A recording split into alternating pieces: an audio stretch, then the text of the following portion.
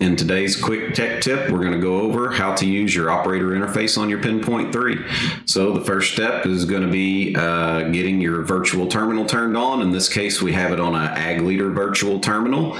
And the first thing we would do is we would come over here and we would make sure our pump was enabled. So you can see that my pump is blue. It is enabled. Next thing I do is make sure that I have a target pressure selected, in this case 40 psi. After that, we come over here to our rate and we select a rate that we would like to operate at. In this case, it is on RTC, which stands for Rate Task Control. So what this means is it's going to look out there for your task controller, whatever virtual terminal ISOBus controller you're hooked into, and it's going to grab that rate for it. And just to demonstrate that for you quickly, you can see that this task control rate is at 10 gallons per acre right now. If I quickly come over here into the ag leader and pop up their rate control menu, and I come down here and I select rate 2 on the ag leader, which is 15 gallons per acre. Come back, open up my UT screen. You can see now that my task control rate is 15 gallons per acre.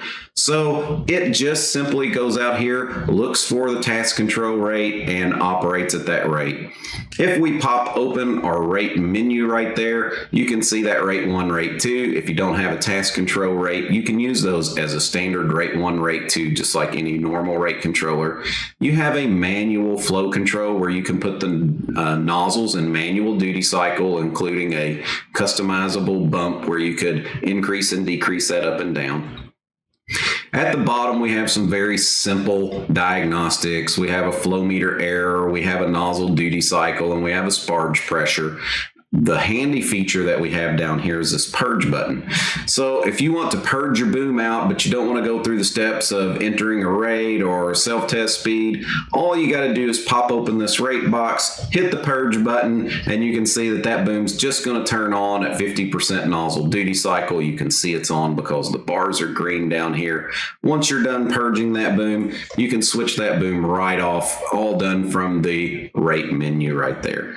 Quickly, we can look at the self-test speed. If you pop that open, you can click in this box, enter in any test speed you would like. It's going to automatically wipe that out when it detects you moving or a GPS speed. Next one over is our PSI box. Just like your rate box, you have 2 selectable preset pressures that you can operate at along with the manual mode. And you do get a few diagnostics down here as well, like your pump PWM percent and your sparge pressure. So that covers the rate and menu and speed entry. The one thing we didn't cover down here was this recirc button. So this is for your boom recirculation. And if your boom recirculation valve is tied into your PinPoint III, all you have to do is make sure this button is blue. That's how we enable it. If we want to turn it off, we simply click it. You can see that it's red. That means that the recirc is turned off. I'm going to enable that recirc. Anytime that is on and blue, we know that that boom is recircing. I have a self-test speed, a target rate, and a pressure. So I can come down here and I can turn my master switch on and I can turn my boom on. When I do that, you can see that this recirc button goes gray. Whenever it detected a nozzle coming on, it automatically turns off the recirc valve so you're not trying to recirc while you're spraying. So again, I'm going to turn that boom off. You can see that the recirc hasn't gone instantly blue. It's got a delay in here. It waits for 30 seconds to make sure you're not just flipping the boom on and off before this recirc will come on. But in 30 seconds time, it'll turn blue and start recircing again. You'll be able to see that here in a minute as we move on. Down here in the next row, we have an acres box. So this tells you how many acres you've currently applied. Down here, it tells you 796.6 acres until empty. So I have 1,194 gallons, 15 gallon per acre rate. It tells you how long you're going to be able to, or how many more acres you have left to cover before you run out of product. If I open up that acres menu, you're going to see very simply, we have 2 resettable counters in here and we have a lifetime counter so that you can keep up with lots of different acre fields. In our gallons per acre menu, you can see that you can set your tank capacity. We can set our current capacity. I can refill this tank. When I do that, you can see that it now matches the capacity. If I want to put in some custom refill, I can click on that box. I could say it has 800 gallons in it. That occurs. If I'm tied into a fill flow meter, this is going to automatically count up for us as the fill flow meter shows that the machine is filling. Below that, you have a counter, which the current counter counts down from the tank capacity. This counter counts up, so it starts at 0 gallons per acre and it counts gallons up until you hit the reset button. So if you wanted to know how many gallons are left, you look at current. If you want to know how many gallons you've used, you look at the counter. Again, there's a lifetime counter in here as well, along with alarms where you can do a volume or percentage threshold. And there is a recirculation gallon counter in here as well, where you can monitor how much has flowed through your recirculation valve so you can be sure that you got a proper flush or return to tank that you were looking for at the end of the day. So again, should be a very intuitive usage of the gallons menu. Below here, we have 4 customizable boom profiles. So you can set these boom profiles up according to the directions.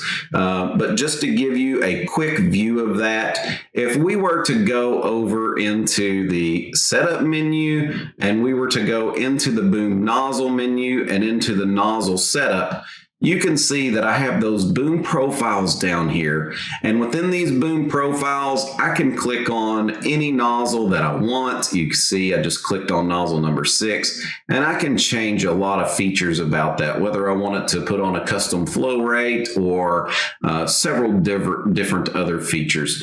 So we have customizable boom profiles that you can save. You can also name those. So if I wanted to name a boom profile, like wheel tracks, I could come over here and I could click on this boom profile. I could delete what is in that box and just call this WT for wheel track.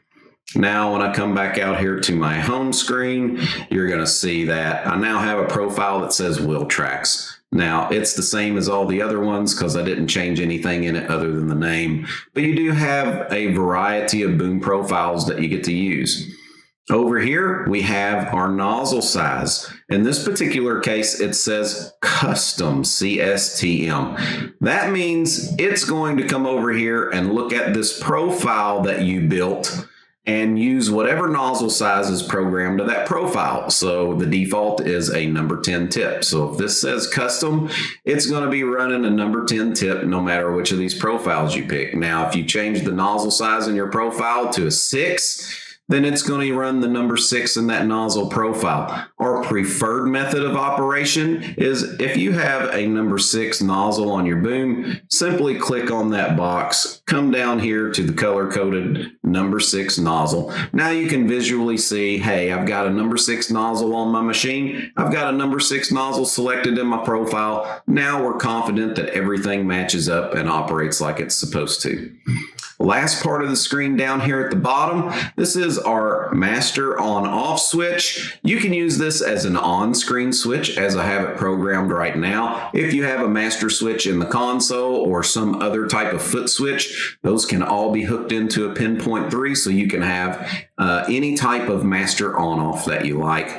We also have programmable boom switches. We can have as many or as few of these as you like. Typically, we run 6 or less. And again, these can come from an external switch box, a CAN switch box. These can also come from on-screen switches, as you see here. So again, we have lots of different ways to customize and program this bottom part down here. You do have to know sort of how your machine is set up and which behavior you prefer, and we can set it up that way.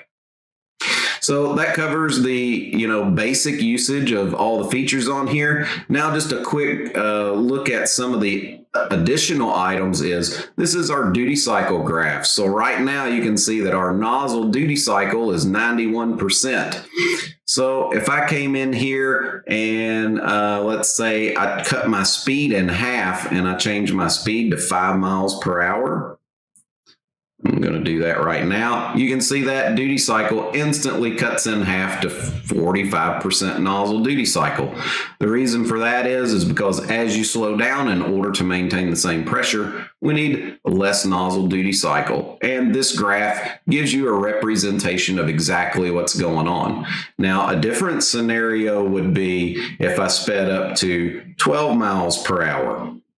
So in that case, you can see that the nozzle duty cycle down here goes yellow, and we're going to get a fault up here. And this fault is basically going to tell us when it kicks in here in a minute is that we're overdriving our nozzles. The valve size is too small. We need bigger tips, or we need a slower speed. So I'm just going to put that 10 miles per hour back down in there, and it should come down in just a second. But you can see we're going to get that error when we have that 100% nozzle duty cycle. And I'll go on and cut this down to 5. There we go. Just got a little confused because I don't have live spray coming through here. So that's the overall basic usage of the PinPoint III screen. Again, and the last 2 buttons in the center here, I guess I should say, is you can turn on and off your turn compensation if you choose. Also, there's a key fob button on here, and that key fob button is very handy. We can connect our mobile device to the PinPoint hub. We can do software updates, and we can do remote nozzle and pump operation all through our phone by enabling this key fob button. We'll have some more tech tip videos coming up that will cover how to do some of those things. Thank you.